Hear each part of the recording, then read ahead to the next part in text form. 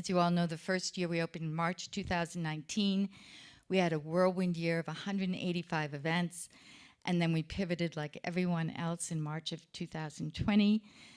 And this is our third event in person in 18 months. I so look forward to you listening to Meghna and Dorey, who is a senior producer on Point. This is, Prime Effect was an 8-part series on Point, examining the phenomenon of Amazon. This is the 9th, and they're happy to say, final episode. Okay.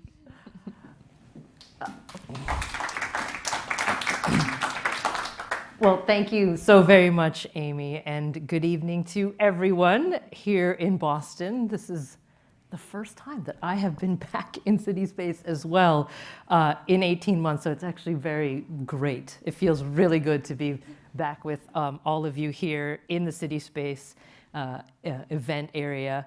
And I want to also say good morning, good afternoon, good evening to all of our online attendees, wherever you are in the world watching this event today, and particularly good afternoon for those of you who are in Seattle, because I would have to say that I still seek some silver linings to this pandemic, and one of them is that we have vastly expanded our definition and sense of community to be not only those we can see in person, but those who are part of our radio community and our online community. So we're very, very happy to be co-hosting tonight's event with KUOW in Seattle. So a round of applause for another great public radio station. As Amy said, I'm Meghna Chakrabarty, host of On Point, and this is Dorey Scheimer. She's our senior editor and really the intelligence behind our whole Amazon series, because she did research for dozens and dozens and dozens and dozens and dozens of hours, talked to many, many dozens of people, and single-handedly had to wrestle Amazon's very ample media relations department for what became an 8-hour on-air series, and tonight's event as well, all about one of the most fascinating companies I have ever had a chance to cover and learn about. And we tried to learn all about it, but of course, we didn't learn all about Amazon because that is just not possible. It is too big. It is huge. It is its tentacles or its reaches everywhere in the United States and around the world. So one of the things I learned is that it's actually impossible, or at least very difficult, to really fathom all of the ways in which this one company is having an impact on our lives. And in a sense, that's exactly why we picked Amazon to do this really deep dive with, because it's emblematic, we think, of a tiny handful of tech companies that are so influential. I would argue they're reshaping society. And so with that in mind, with Amazon, we wanted to take a look at the good. And we heard a lot from a lot of people who had a lot to say about what they thought was good about Amazon. We wanted to take a look at the bad.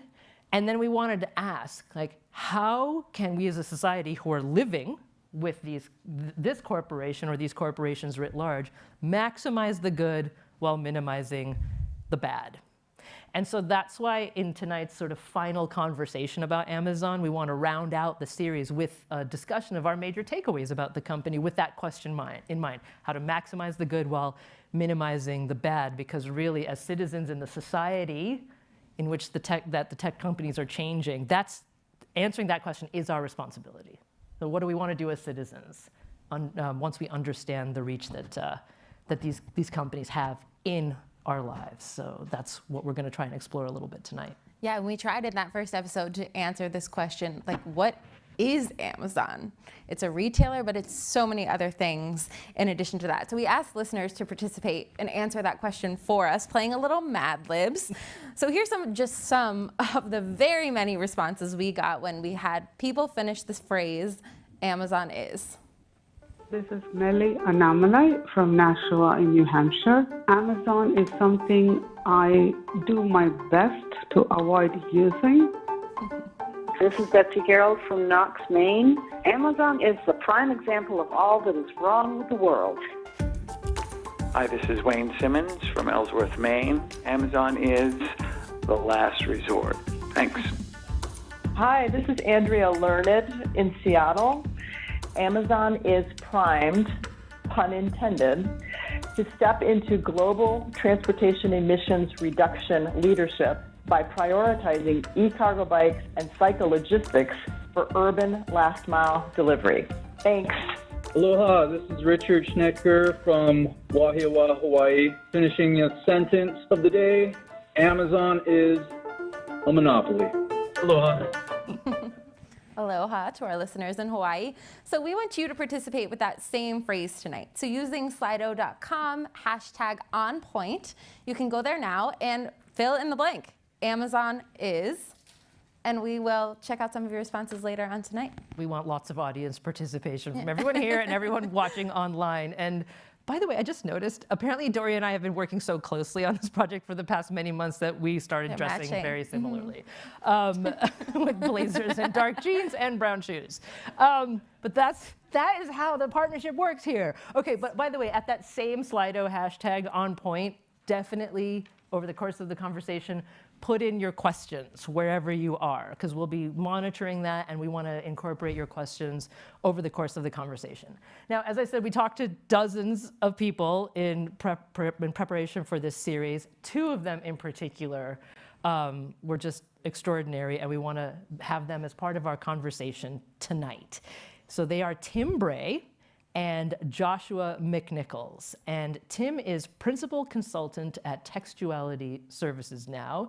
He was a senior principal technologist and then vice president and distinguished engineer at Amazon Web Services, so AWS, from December 2014 to May of 2020. And he joins us now from tonight from Vancouver, Canada. So Tim, hello. This is the first time I've actually seen you. Welcome back.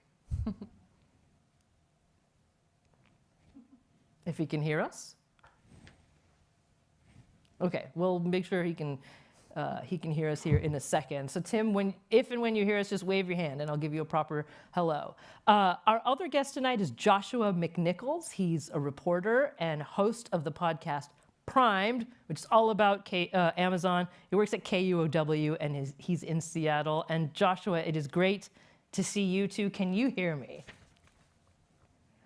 Oh, I think we're dealing with something of a delay. Hi there, happy to be here. Okay. I do think we have a delay. Okay, we're gonna try and figure that one out here. So first of all, with tonight we wanted to loosely organize it into the 3 major takeaways that we learned about over the course of this series. And the first one we didn't actually get to. Yes, I can hear you. There is a slight delay here series, for some reason. Which is what does Seattle, the city of Seattle, but, have to teach us about Amazon's potential impact everywhere. Seattle being both the proving ground and home of Amazon's first headquarters. So if we can see if we can get Joshua back, we're going to try to start with him since he reports on Amazon from Seattle. Are we good to try getting Joshua back?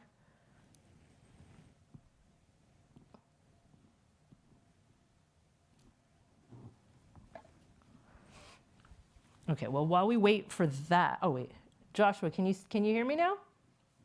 Can you hear and see us?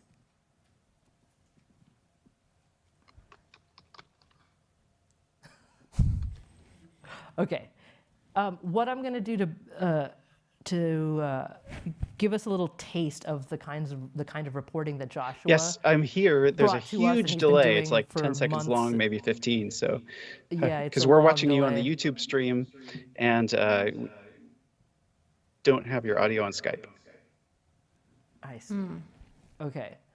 We will still try to figure that out. But I'm wondering if we can actually play a little bit of some of Joshua's reporting, because we talked to him about the fact that Seattle is oftentimes a place where, where Amazon might launch a new idea in a test phase, essentially. And one of the things they have done is they bought Whole Foods a while ago, and now they're trying to see if they need to move more forcefully into brick and mortar grocery stores. And Joshua did some excellent reporting on that. And he went to a new Amazon Fresh store in a Seattle neighborhood called Central District. And we want to listen to how that went. And he shopped with a native Seattleite named Victoria. So let's listen to a little bit of Victoria in the Amazon Fresh store. Alexa, where do you find catfish? I am not sure where to find catfish. Please check with a store associate for help. Hey Alexa, where do you find sweet potatoes? I am not sure where to find sweet potatoes. Please check with a store associate for help. Hey Alexa, where do you find wine? You can find wine at aisle 5. What does that tell you? It tells me that she's not black. Hey Alexa, where do I find black-eyed peas? Find black-eyed peas at aisle 1. Okay. Well, maybe she's half black. I always felt that Victoria was so generous with Alexa in that moment. So we're going to try again with Joshua, and hopefully we've got a shorter delay, if none at all, ideally.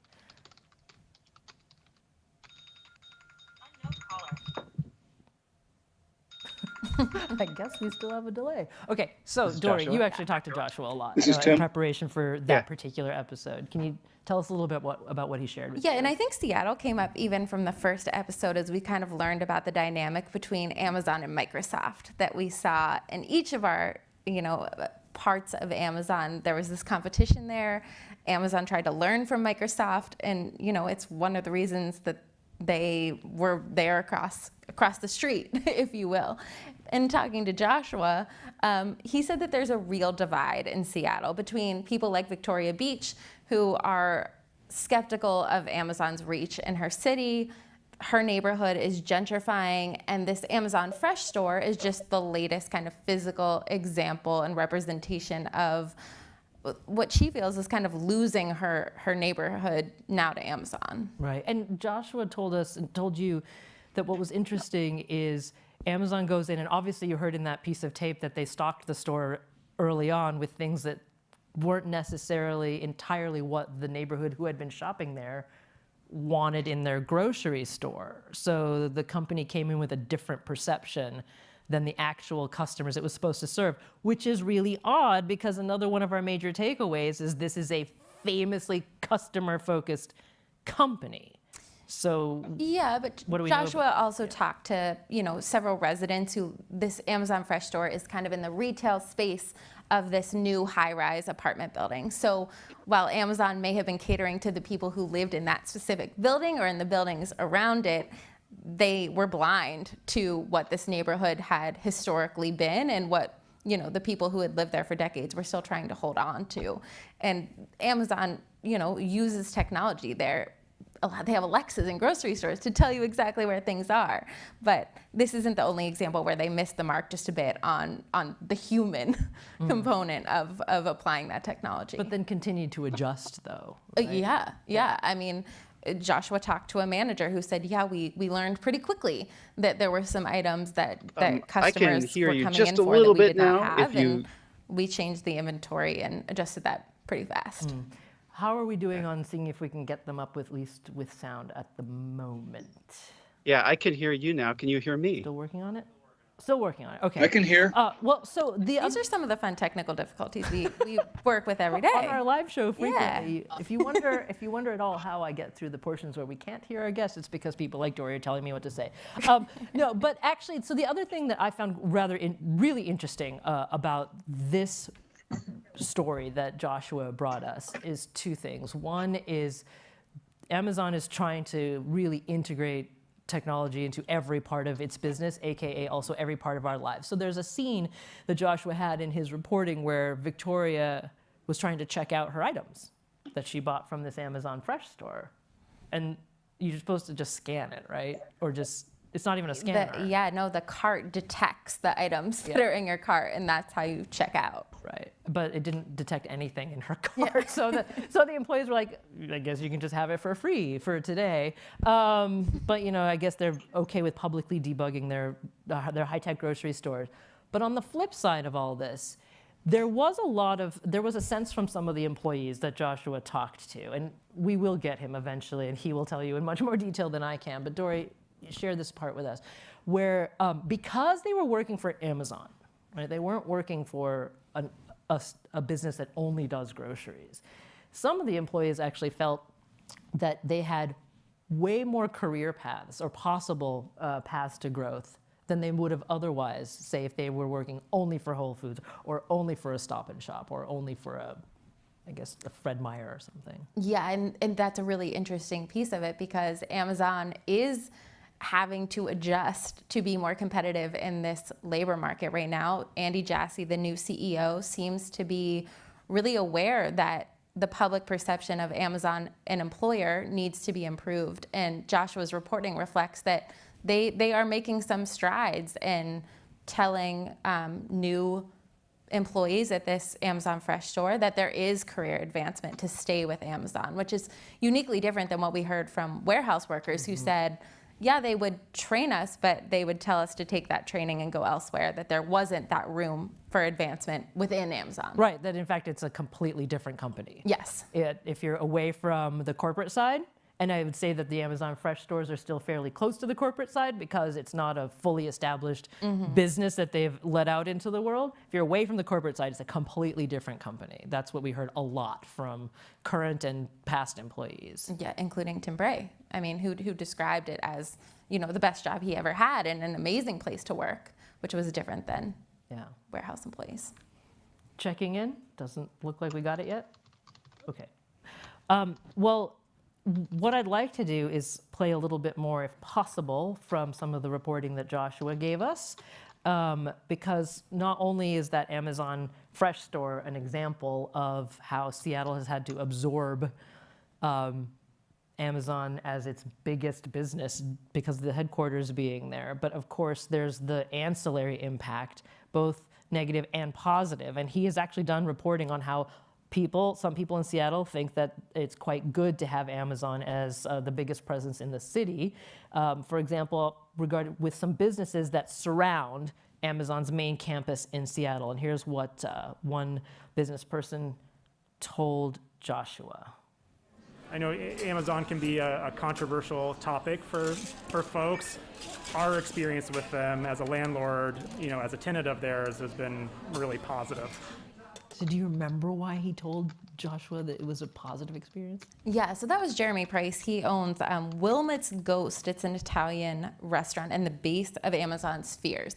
So Amazon has done a lot through the pandemic as a landlord. They own the property around their campus, and there's a lot of businesses and restaurants, and they use that to attract talent to work at Amazon headquarters. So they have not asked for rent from those businesses around their campus in a year and a half because they see that as an investment in keeping their workforce, that they didn't want when they returned to the office, when they had people come back in the office, to see this deserted neighborhood, that they wanted it to still be vibrant for their workers. So it was in their best interest to, you know, swallow that lost rent for a year and a half to maintain this kind of cultural neighborhood that they had allowed to sprout. Right. Now I just want to Looks acknowledge like I'm here. for Can you hear me everyone now? here and everyone watching online, No. let us admit the truth. It's super bizarre for two people sitting in Boston to talk about what's happening in Seattle.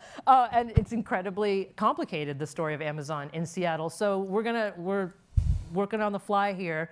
For those of you who are watching, especially from Seattle, if you have access to Twitter, because our Slido's on pause here for a second while we deal with the technical challenges of getting Josh and Tim back on, and I want to let the team do that. But hop on Twitter, and my Twitter handle is Meghna WBUR, which is MEGHNA WBUR.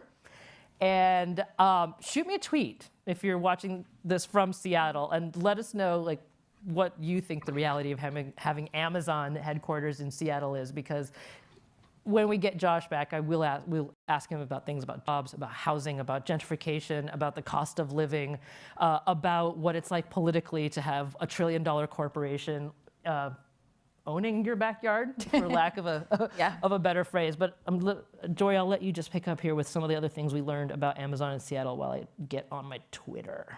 Yeah, I mean, I think going back to that kind of split among residents in Seattle, there's of course people, Amazon is an enormous employer that attracts talent to Seattle. That has increased. If you were fortunate enough to be a property owner before Amazon moved in, you have benefited immensely from those rising property costs. Of course, that has created an affordable housing crisis for those who haven't, but that kind of illustrates that split that people feel. Yeah, and I mean, here in the Boston area, we came close to potentially experiencing that because you'll all remember Amazon's sort of Hunger Games death match for HQ2, as they called it, and Boston actually put forth an interesting proposal because we here in Boston were attracted by the potential. Amazon was saying they were going to bring 50,000 jobs. Yes, can you hear me?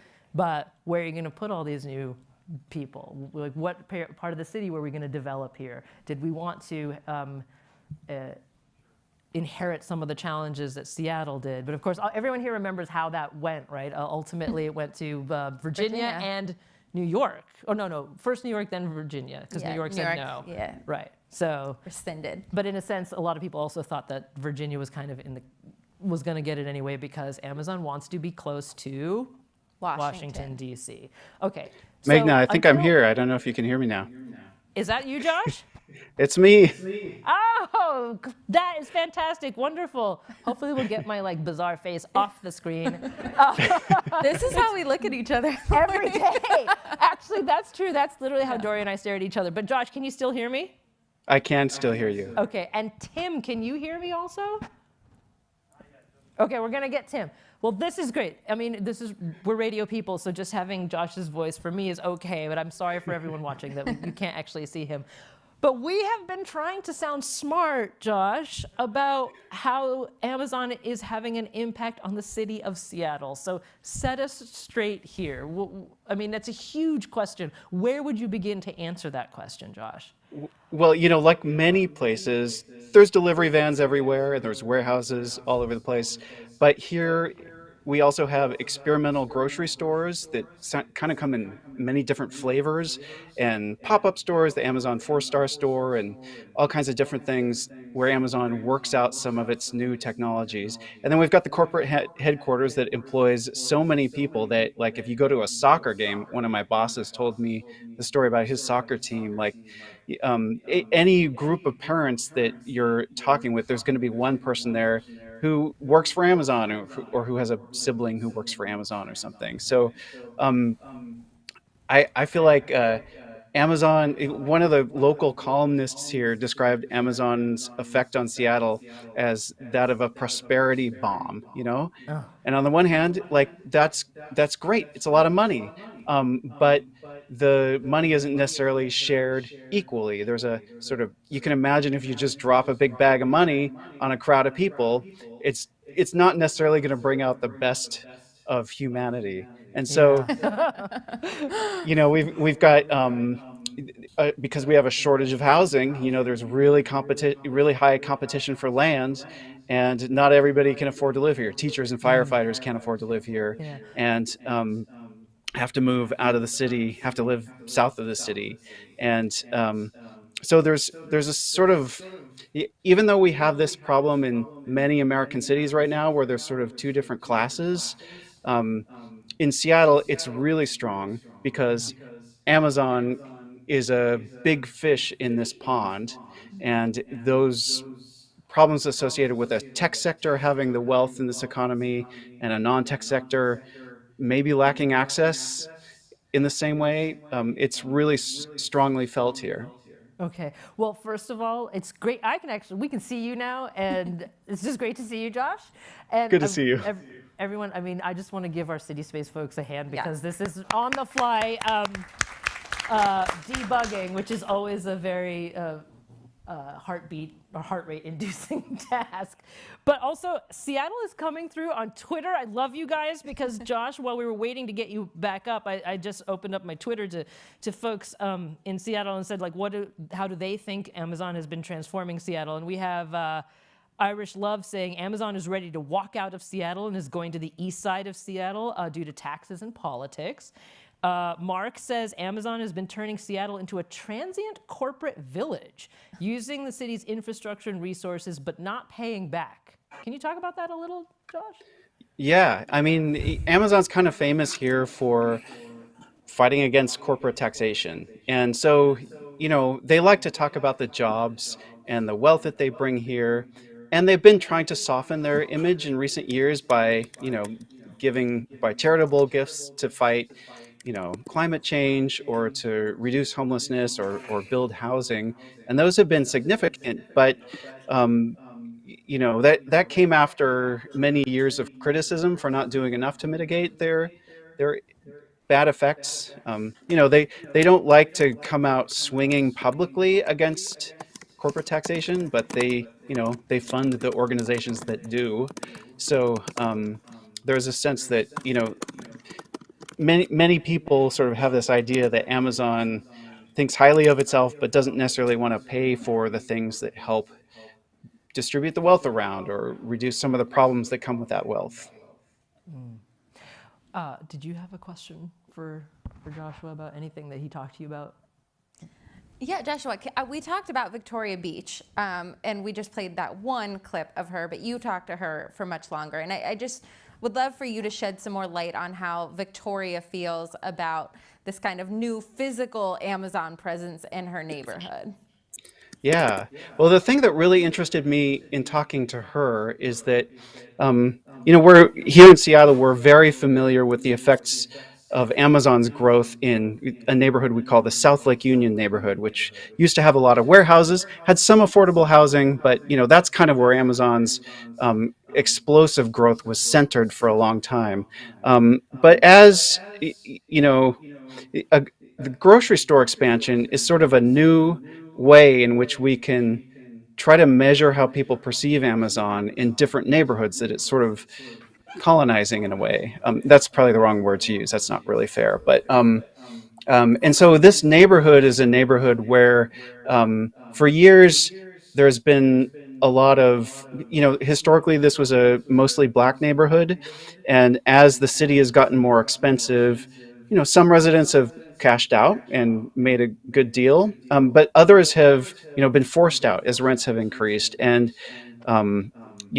many of those black neighborhoods have moved away. Victoria Beach describes herself as the last black household on her block. So when Amazon, which kind of blew up in the South Lake Union neighborhood, comes in with a presence in this neighborhood, I was curious how it would be perceived and whether the company's efforts to be seen more as a benefit would be something that was embraced by residents who had historically been feeling pressured and pushed out here. And I think Victoria, maybe even in ways that you didn't see in that clip, walks that line, because not only was Victoria sort of looking for foods that she was comfortable with in the store, she also applied for a job at that Amazon Fresh. She's 62 years old, but she thought, I could work here and maybe this would be a good opportunity for me. I need a little bit of extra cash. But she decided not to. She pulled out after applying for the job and getting it because of what her friends would think. And what she said is that she was afraid she would be perceived as a traitor. And I think it's because of some of those complexities where, it's kind of, I think if you're in any conversation you're a part of in Seattle about Amazon, you have to be able to be empathetic also to so many people that we know have not won the prosperity game that Amazon presents, and you can't just parrot the talking points about innovation and bias for action and things like that and seem like you're getting the full picture. So. Yeah. Well, speaking of the full picture now, is that Tim Bray that we can actually see and hopefully hear? Yes. Hello, can you hear me? We can hear you, Tim. Can you hear me? I can. Okay, good. Just a slight delay there. That's a manageable delay. It's good to see you, Tim. Thank you for bearing with us as we had to debug all of that, but it's great to have you. That's Tim Bray again. He used to be a senior executive at Amazon Web Services, and I have a lot to talk with you in a couple of minutes, Tim, about whether or not Amazon is a monopoly. So hang on here for just a second. But we did do that poll. Can we show the results of the first poll about what everyone watching thinks Amazon is?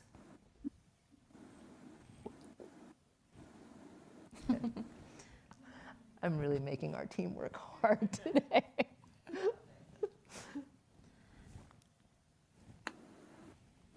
And we did tell her during prep to ignore you. That's right. This. And see, I'm just changing the rules on them as well at the same time, so I'm very sorry, Candace.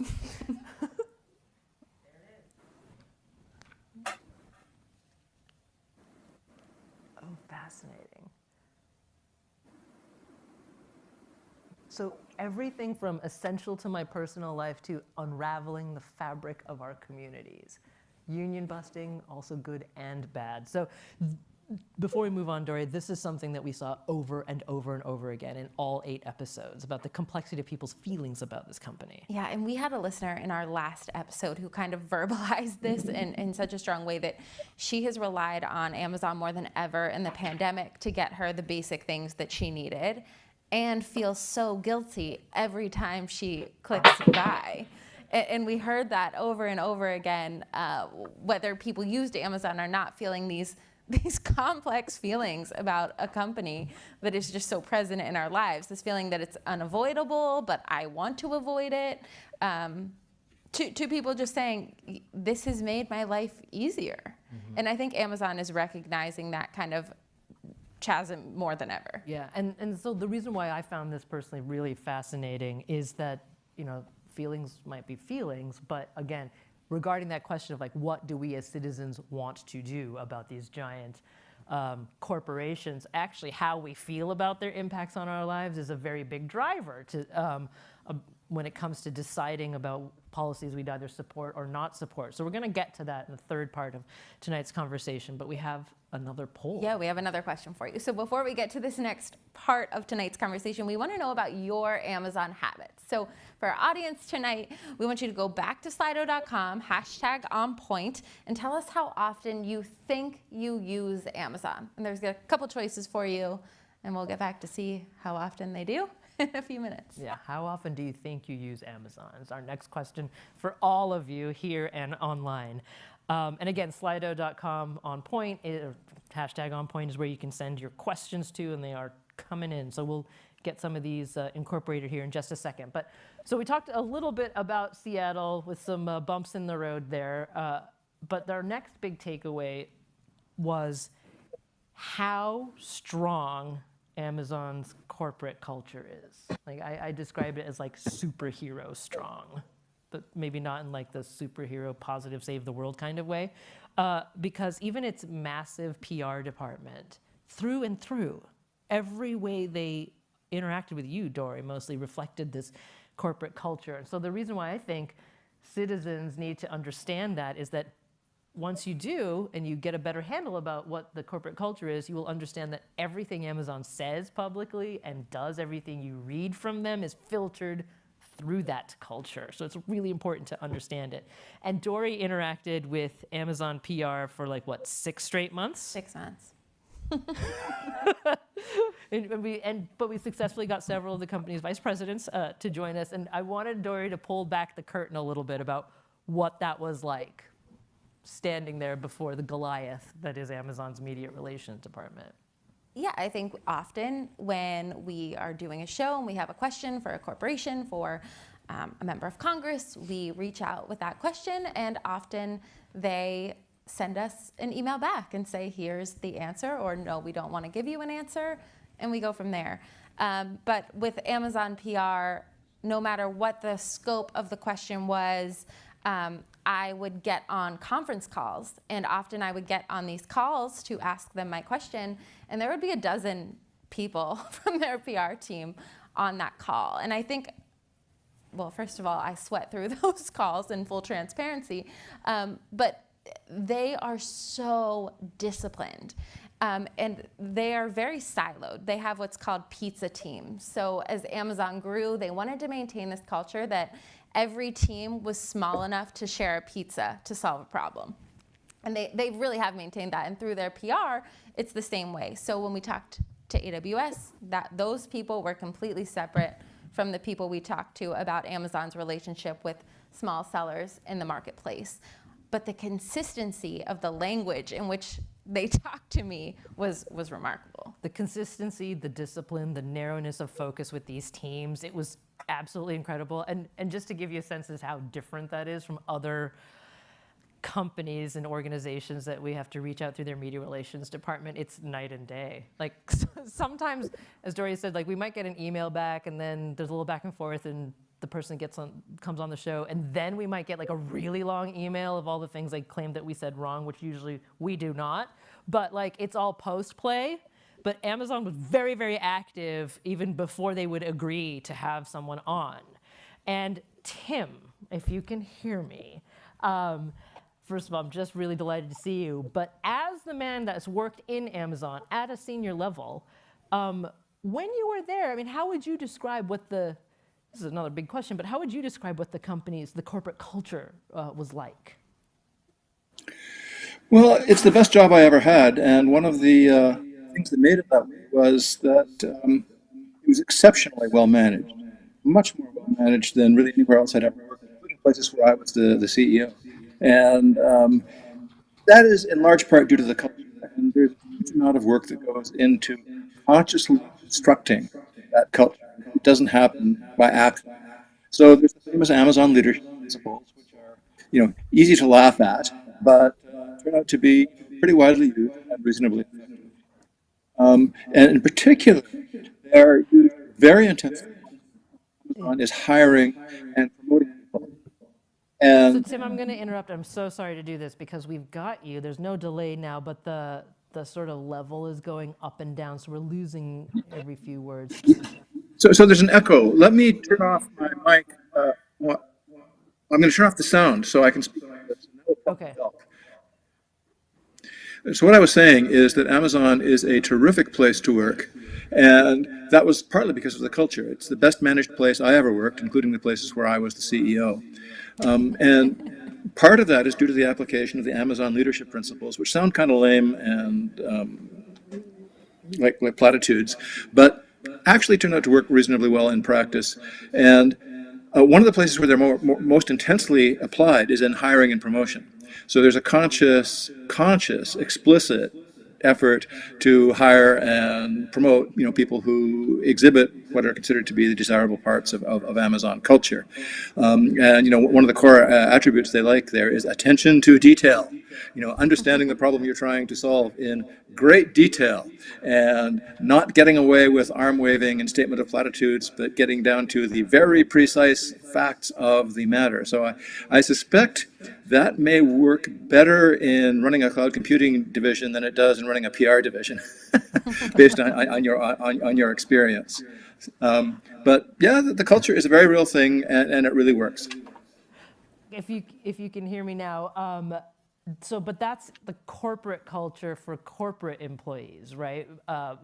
Does that same culture apply to the thousands of people who work at Amazon away from Seattle headquarters? The fulfillment center workers, for example, are the primary example, right? Yeah, I have never been in one of those, so I'm not authoritative. But given the rate at which they hire and the rate of attrition and turnover, it's hard to believe that you can consciously build that kind of conscious culture engineering, because it's a very time-consuming process. And when the average tenure of somebody is measured in months, is that going to actually happen?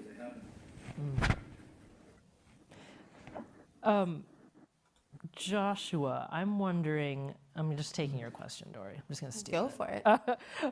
In terms of dealing with Amazon media relations, have you had similar experiences as what we were describing? Yeah, totally. I mean, Amazonians constantly pepper their speech with references to innovation, for example, or they'll slip in the phrase day one. This is kind of a dog whistle that tells people that you don't take anything for granted, but you treat every day like it's the first day of Amazon's existence when it was still scrappy. Almost all of Amazon's leaders do this multiple times in the same interview, but I've also noticed that ambitious lower level employees do it too, like even grocery store employees. Um, there's also some trickle down with how people at Amazon talk about unions. You know, Amazon fights unions. Its leaders like to emphasize, not the fight against unions, but rather how the company rewards innovations and results. And I hear that kind of talk a lot at the top of Amazon. But when Amazon connected me with grocery store employees, I also heard this there, that unions hold people back, imposing rules about seniority and stuff that stifle innovation. Yeah, and I mean, Joshua, I'm sure you've heard the phrase "delight the customer" a few times in talking Yes. to Amazonians. Yeah. And what I thought was so interesting about the questions that we were asking is oftentimes we were asking Amazon to define who the customer was.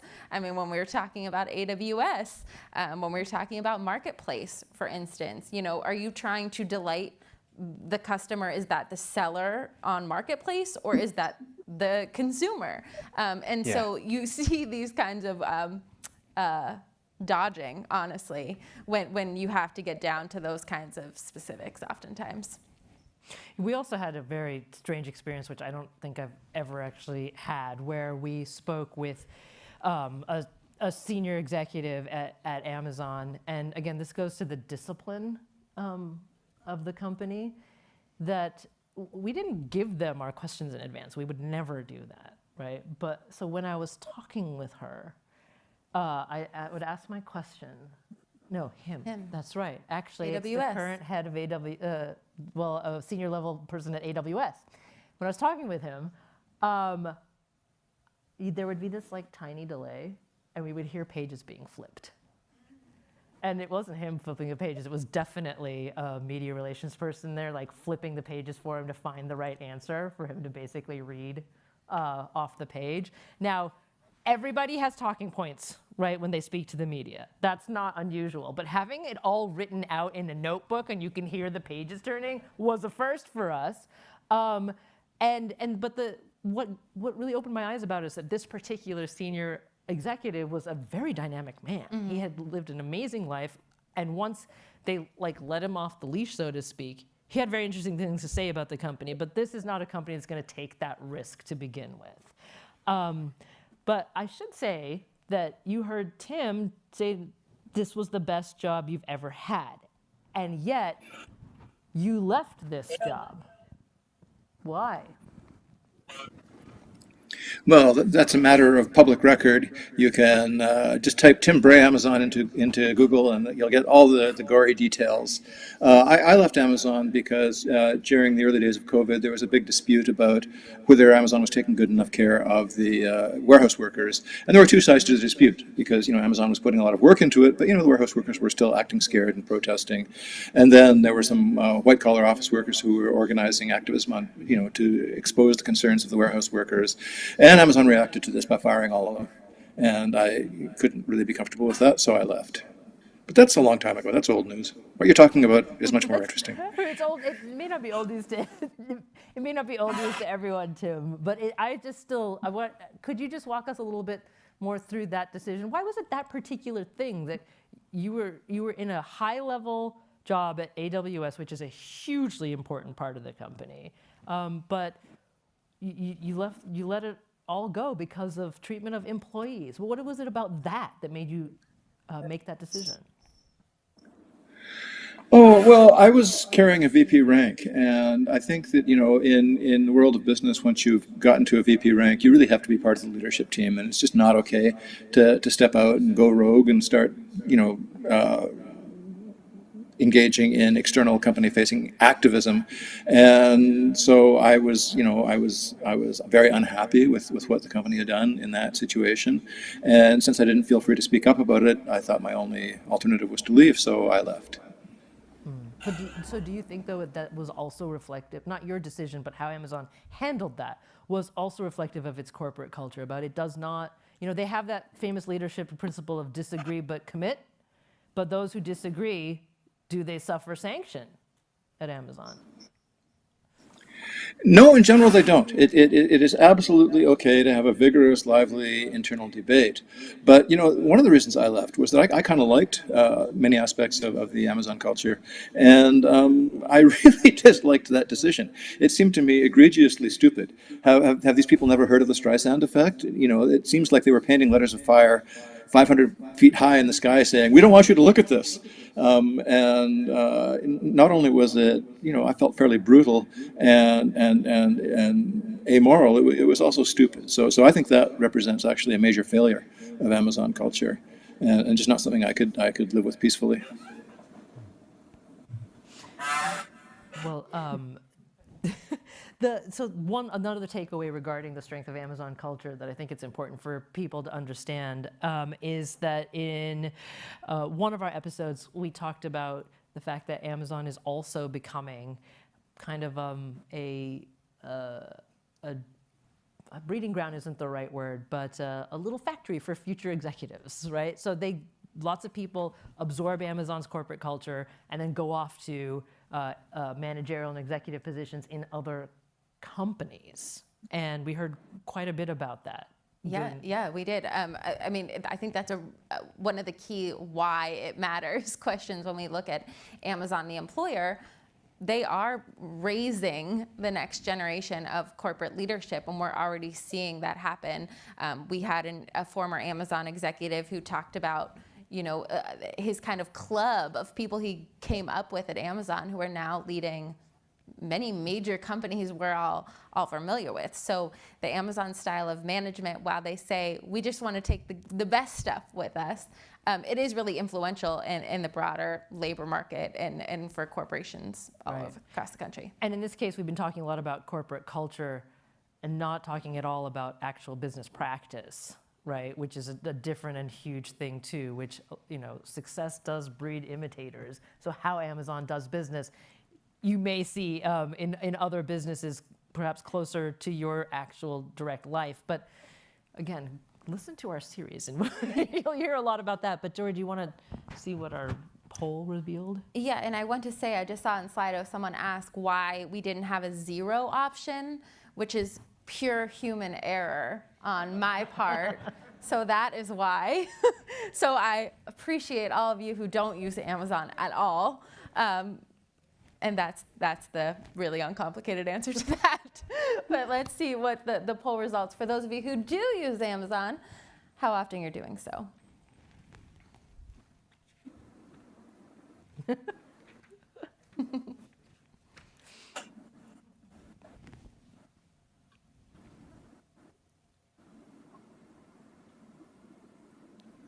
In the meantime, we got this question about what happens if all the Bed Bath & Beyond stores close. So, an alternative, a brick and mortar alternative for many of the items that people use for Amazon. And I think when in our last episode, talking to Brad Stone, we are seeing consumer habits changing.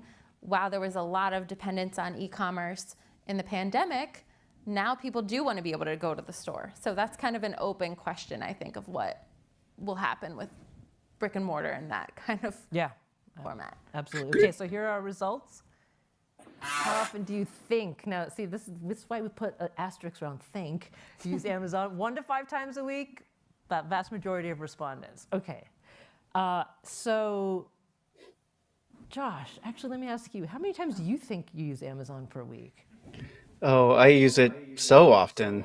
It's like, we explored this a little bit in Primed, how as companies merge, there becomes less incentive to support the little place where you would buy this or that. There are more and more things that are just,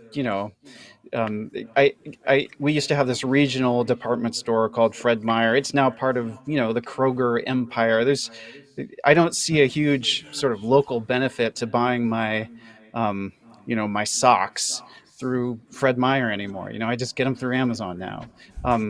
But it's, the world of grocery stores is still very hyper local in a lot of places. We've got local grocery stores that we can support, and so the world has not totally changed there yet. There are a lot of things where you can still support mom and pop shops, but it's been interesting to see how main streets have continued to evolve through even the pandemic in ways that seek to distinguish what they can do from what Amazon can do. Even where there is no Amazon present on some of these little neighborhood business districts, you can see the effect of Amazon in how these little shops are selling the experience of coming in and,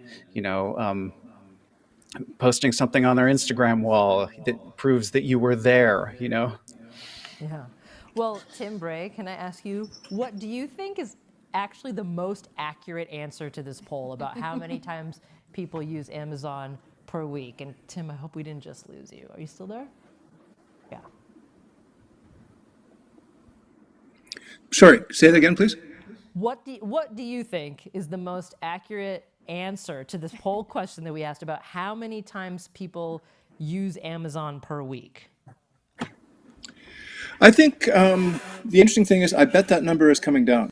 I think that Amazon has gotten such a bad buzz that there are a few people out there who absolutely do not, consciously are trying to avoid it.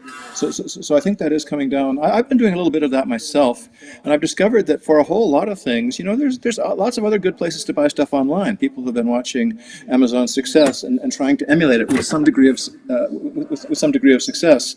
When I'm buying an electronics commodity like a TV or a Bluetooth adapter, a Thunderbolt adapter or something like that, I don't want to go and look at it. I just want to go online and get it. And I recently bought a TV and I got it from Costco instead.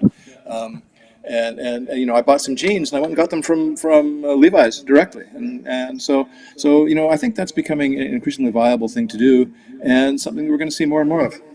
Okay, so this is blowing my mind. I want to be perfectly honest because I personally think the answer is more than 15 times per week for almost everybody. Because we didn't say how many times a week do you use Amazon Marketplace, right? We said how many times a week do you think you use Amazon, right? And so if you watch Netflix, you are using Amazon. I don't know if anybody Zooms in here.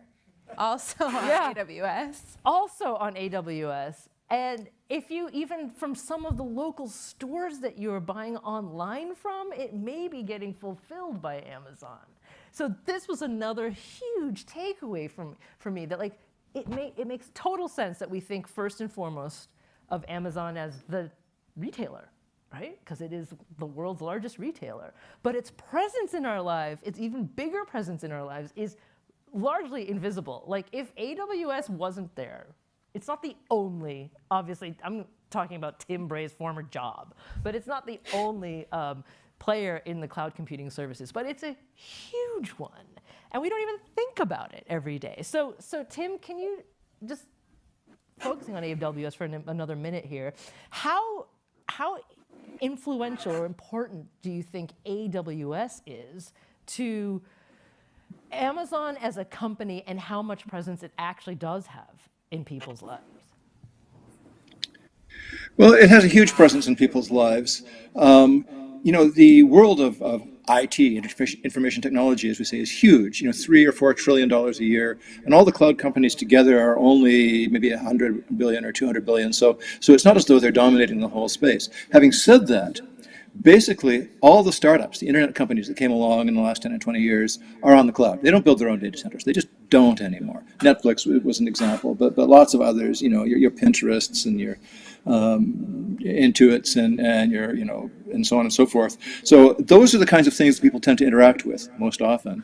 And in a very high proportion of those cases, probably way over 50%, you're going to one cloud or another, and AWS is the biggest of the clouds. So, you're going to AWS more times than anybody else. So yeah, rephrasing the question that way, I would think it highly probable that there are very few hours in the day when anybody who's using a computer isn't interacting at some level with AWS. That is the answer I was hoping for. There are very few hours in the day that we may not be interacting with Amazon. And in full disclosure, I'm pretty sure don't actually quote me on this. I'm 90% sure that even WBUR's website is hosted on AWS. But anyway, so this was. If you want to find out, there's a little website called isitonaws.com. Go check it out. Type in any old, or paste in any old URL, and it'll tell you.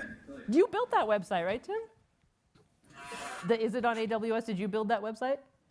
Yes. Okay. Do we want to do it's time for our third poll? Yeah, Okay. let's do it. So we have one last poll question for all of you. Thank you for participating on Slido.com #OnPoint. And tell us what you think should happen to OnPoint, to Amazon. We're not asking that. A couple options for you. If you think Amazon is too big, should it be broken up? Should regulators change antitrust rules to rein Amazon in? Should we do nothing about Amazon and its size and scope in our lives? Or if you have another opinion, feel free to choose other, and you can also send us in Slido what you think that other option should be.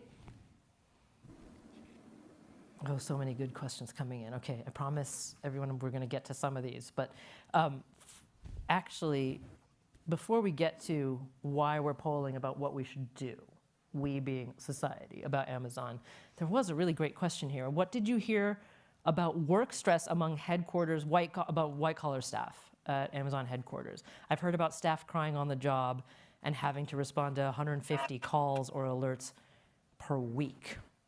Yes, I think that I learned in talking to a lot of Amazon employees through producing this series that there's very split opinions. My takeaway is that there's a very particular kind of person who succeeds at Amazon, that its management style really works for some people, that they thrive on that kind of structure and commitment to those leadership principles, and there's clear kind of definitions of what you need to do to be successful as an Amazon employee. And to others, that kind of expectation and rigidity is extraordinarily stressful. And I talked to several Amazon corporate employees who said, you know, I did 3 or 4 years and I've never been so miserable, and I had to get out, and it was, I mean, we had one voicemail who said it was ruining her life to work for Amazon. So I think I think there is a certain kind of person who thrives, but that it can be a very intense culture. Yeah. So a couple more questions from people in the audience and watching online. Josh, I'm going to turn this one to you because you've also had to deal with Amazon media relations a lot.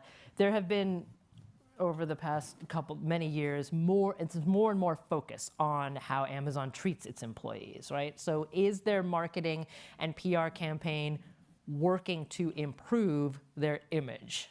And being in Seattle, how would you respond to that question? Yeah, I mean, in the same way that they reflect on the old leadership principles, now they reflect just as often on the newest ones, which prioritize employees, making Amazon one of the best places to work. So, I mean, they're talking about it a lot. We've had several big exposés in the New York Times or in the local paper that have really stuck in their craw and made them really uncomfortable. And they don't feel like that press is accurate. They talk about how they feel it's inaccurate, but these stories keep coming up every few years or so. And I think they're really tired of that. And I think they've figured out that they're going to have to do something about it. But it's so recent that these were added to the leadership principles, and many of their corporate employees are still remote. So I'm going to be really curious what happens when they come back to the office. This is going to be the moment when a lot of people decide whether or not to leave Amazon and go work for Facebook or go work for Microsoft, you know, which is sometimes kind of a retirement community for Amazonians. You know, they go back and forth, so that's not totally fair. But you know, and that's one reason why Amazon is working so hard to keep the businesses around its corporate headquarters open, is it wants that place to be seen as lively and exciting, and there's a reason for you to come back here. So, right.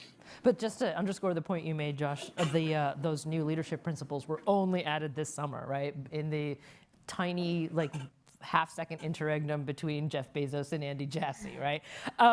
But one more question from the audience here. And by the way, everyone who's here with us at CitySpace and everyone watching online, because we had a little bit of that rocky start, I hope it's okay if we go over by a couple of minutes, because we really do want to talk about this monopoly question too. So thank you for bearing with us, but we're getting to the meat of things here. But Tim, before we get to the monopoly question, we've got someone here who wants to know about a little bit more about AWS. Is there a risk that Amazon Web Services could censor internet websites and content in the future? Well, there was quite a bit of controversy when AWS kicked Parler off just before the election, I think that was, or no, that was around the January 6th incident, I think it was.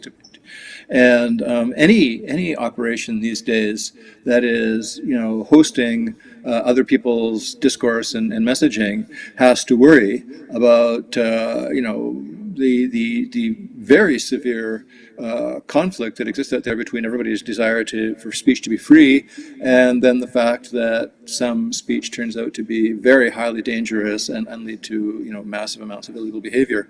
I wouldn't want to be the one making those calls, and I think that in terms of what we're doing on the internet, we're still learning. We still haven't learned really how to have a discourse that remains reasonably open and keeps what we call the trolls somewhat under control.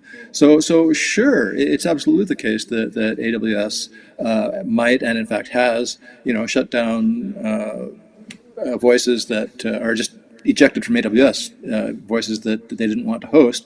But I wouldn't think it's worse there than it might be at Facebook or Google or Reddit or really anywhere else. It's a problem that the whole industry is grappling with.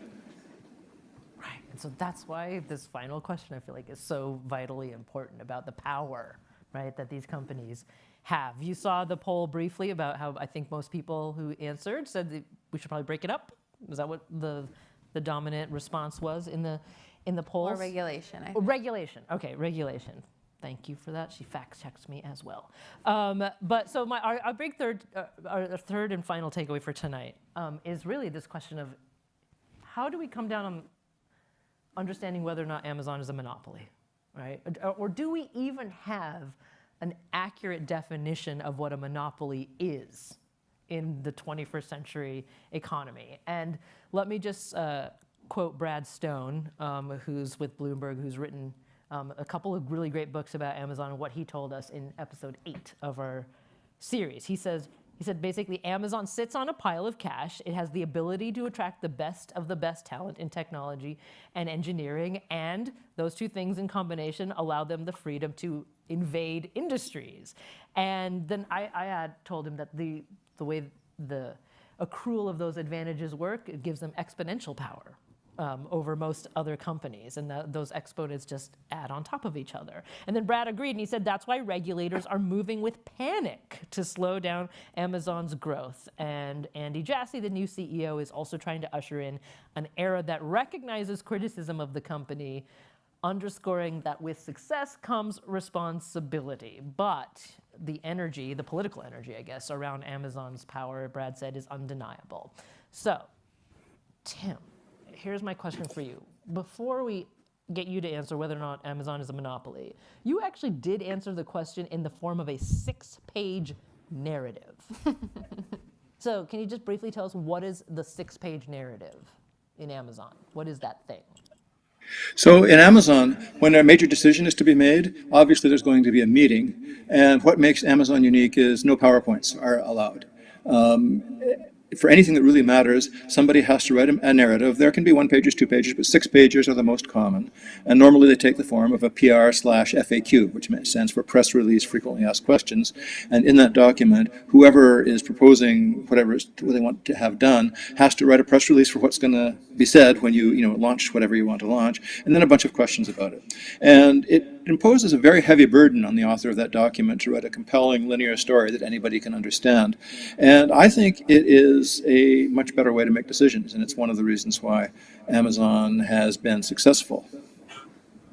And so you wrote a 6-page narrative about whether Amazon is monopoly and should it be broken up, which I love that. You used their own technique to analyze the company. And after writing the 6-page narrative, what did you conclude?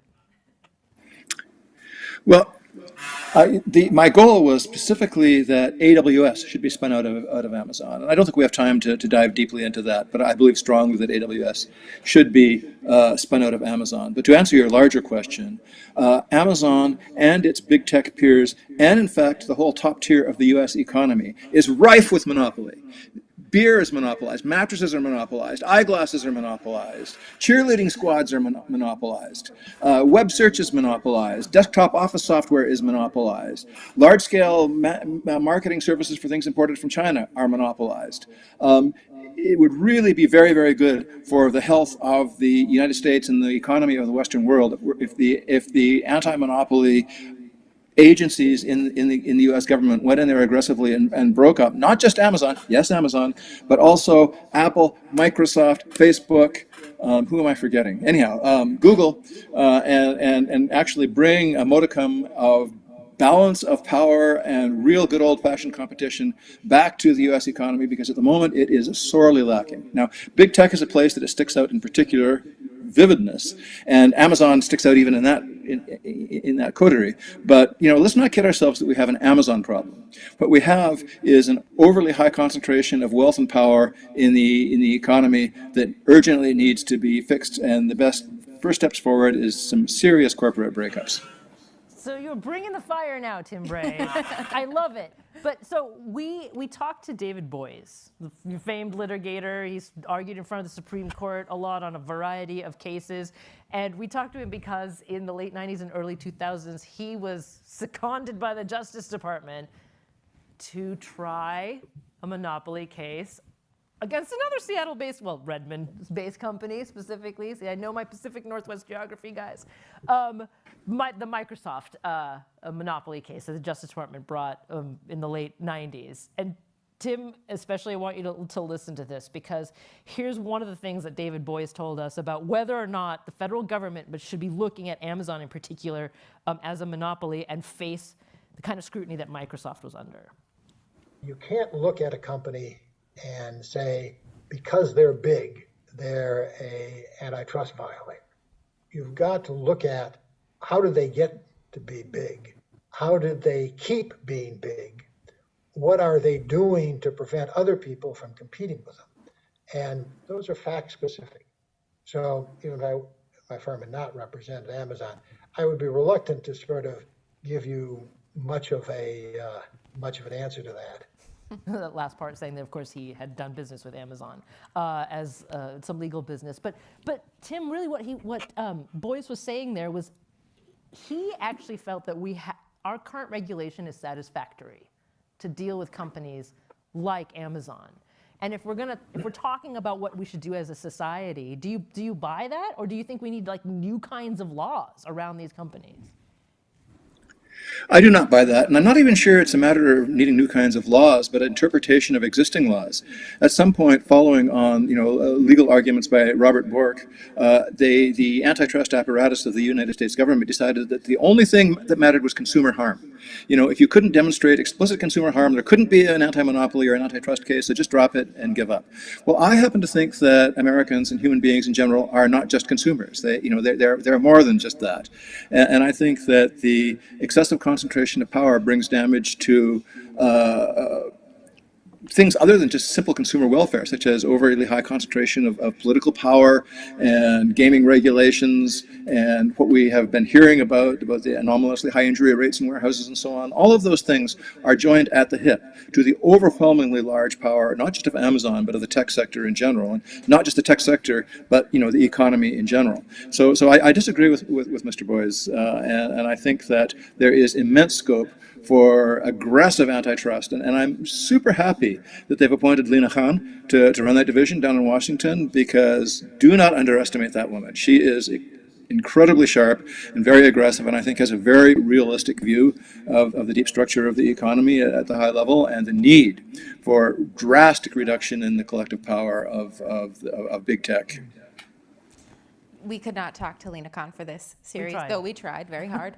But we did talk to Congressman David Cicilline, who has introduced a whole package of antitrust legislation. So I just wanted to mention that we covered kind of extensively the efforts in the U.S. House to rein in big tech companies specifically, but also to modernize our antitrust laws. But we talked to Michael Cusimano when we had Tim Bray on about breaking up Amazon and possible legislation. Cusimano is the deputy dean at the MIT Sloan School of Management and author of The Business of Platforms, and he said this about antitrust enforcement and Amazon. I would be very cautious about breaking up Amazon, but I do have certainly some thoughts about where they do seem to be potentially abusing their position. There's been a lot of complaints over the years about the Amazon store and Amazon Marketplace. So these are two separate businesses. You talked about them before, using data from the marketplace to inform which products or services Amazon should go into directly, or what we call self-preferencing, giving their own products first listing after a search. Many people use Amazon to search. So those kinds of practices do seem to be abusing its position.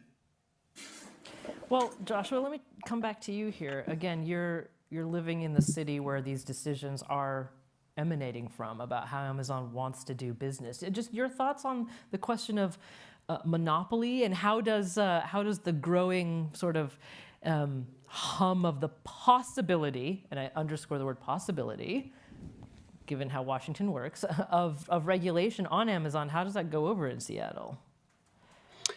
That's a good question. I mean, certainly among people who work at Amazon, there's enthusiasm for not breaking the company up. And among detractors, you have enthusiasm for it. I mean,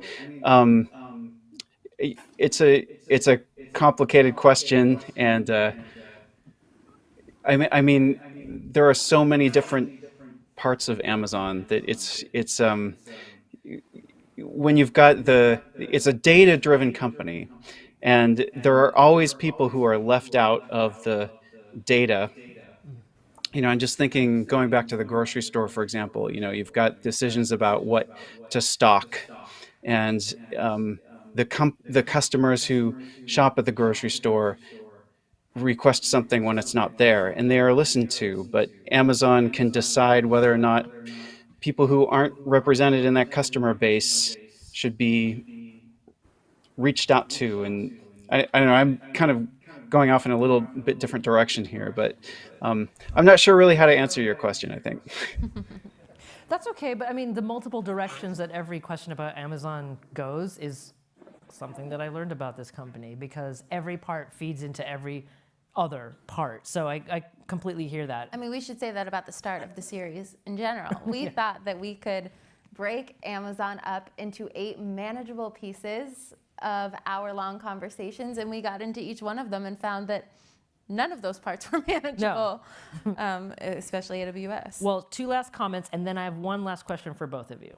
And we've gone over time, so I really thank everybody for your patience here. But we've got some comments coming in on the Slido where someone's saying the company needs to pay taxes.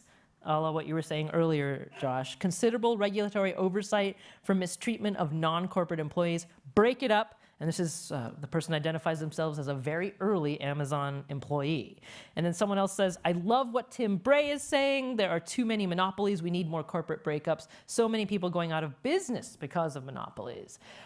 So my last question for both of you is, again, I am very, very focused on what we as citizens need to understand about these companies, or Amazon in particular, in order to make good decisions, say, at the ballot box. So what is it, and Tim, I'll start with you. I mean, what's the one most important thing that you think we should understand about Amazon when we think about who we want to elect or what policies we want to support that people don't know enough about? I think Amazon is an example of a company that does a very good job of playing by the rules, most of the time anyhow, and skating right up to the edge of the line and maybe over it here and there. But by and large, they are a company that plays by the rules. And that means that as a society, if we do not like what we observe Amazon to be doing, well, we need to change the rules. And yelling at Amazon isn't going to help do that. It's a job for old-fashioned politics. Find candidates who share what is becoming an increasingly popular view of the unacceptability of the huge power and wealth imbalance, and are bringing practical ideas forward how to address that. Now, we don't really need to invent new policies. There are existing well-known policies in the areas of antitrust and labor regulation and so on and so forth that, in fact, are being applied somewhat successfully in other parts of the world, notably Europe. So it doesn't require crazy radical ideas. It just requires a somewhat more progressive brand of politics with particular attention, as I think I've emphasized several times now, to antitrust. And when you've got a company that's doing something badly, you can regulate it, and they will try and capture the regulation and escape the regulation, or you can break it up into multiple companies and then let them compete against each other and have the free market work on your own side. I prefer the latter approach, but this is a reasonable debate we should be having as a society. Yeah, point well taken. First of all, there's no such thing as a perfectly pure free market, and as in a democratic society, we have the right to make the rules of those markets. I think oftentimes of those markets, and oftentimes we forget that. We have that right as a society. And Josh, from your experience reporting on Amazon for so long, from seeing how, what kind of corporate neighbor it is in Seattle, would love to know what you think the rest of us away from Seattle should understand about the company that we may not already. I feel like the city that Amazon is helping build in Seattle tells us a lot about the kind of country that we're building right now in terms of who benefits from this economy and who's left out. And I think we can take some lessons as to whether that's the kind of country we want to build by observing what's happening here with the distribution of wealth concentrated in a handful of tech companies. I don't know, there's some really great things that come out of Amazon and its technology and its innovation. Its people are problem solvers to the core, and many of them are very active on, in civic groups trying to make the world a better place. This is a little bit, though, the sort of Carnegie model where we look for the, wealthiest members of our society to just sort of swoop in and help fund the underfunded homeless shelter, as Amazon has done. It's built a homeless shelter in its headquarters, but do we want our government to rely on that kind of largesse when it chooses to show its face, Wow. Well, you can see why, even though it practically killed Dorey to do this series, I felt that 8 hours was not enough. But I just want to say to you, Joshua McNichols, thank you so much. Joshua is the reporter and host of the podcast Primed. It's all about Amazon. He's at KUOW, a terrific public radio station. We're so happy to talk with you, Joshua. Thank you so very much. Thank you. I'm sure all of our virtual participants are clapping for you too, Josh. And Tim Bray, now at Textuality Services, former vice president and distinguished engineer at AWS. Tim, such profound insight. Thank you so very much for being with us. And I really want to sincerely thank Dorey Scheimer, our senior editor, who was the force behind this whole series and worked her fingers to the bone to break through that Amazon wall so we could do this series. Everyone at CitySpace tonight, it's been a fun real-time debugging exercise, and you did brilliantly, so thank you so very much. I also want to shamelessly plug, again, Josh's podcast, Primed, shamelessly plug our podcast, the On Point podcast, to subscribe to both if you haven't already, because here's why. Again, we need tools as citizens. We need insights. We need knowledge that we can rely on to make the kinds of decisions, to set the kinds of rules that Tim was talking about. And I will always, till my dying day, believe that public broadcasting is a place to get that kind of knowledge as citizens. So subscribe, okay? If you haven't already. And thank you to everyone for coming here to CitySpace at the WBUR studios tonight. And thank you for everyone who watched online. Our success depends on your participation with us in this civic endeavor, and we always want to hear your ideas. always. So go to onpointradio.org. You can find all ways to contact us, send us your ideas. And for the full lineup of future CitySpace events, go to wbur.org/events. There'll be a lot more good stuff coming up as CitySpace fully charges into this new world of hybrid events. So thank you, everyone, so much tonight. It was really a pleasure. Thank you. And good night. And good afternoon, Seattle. Bye.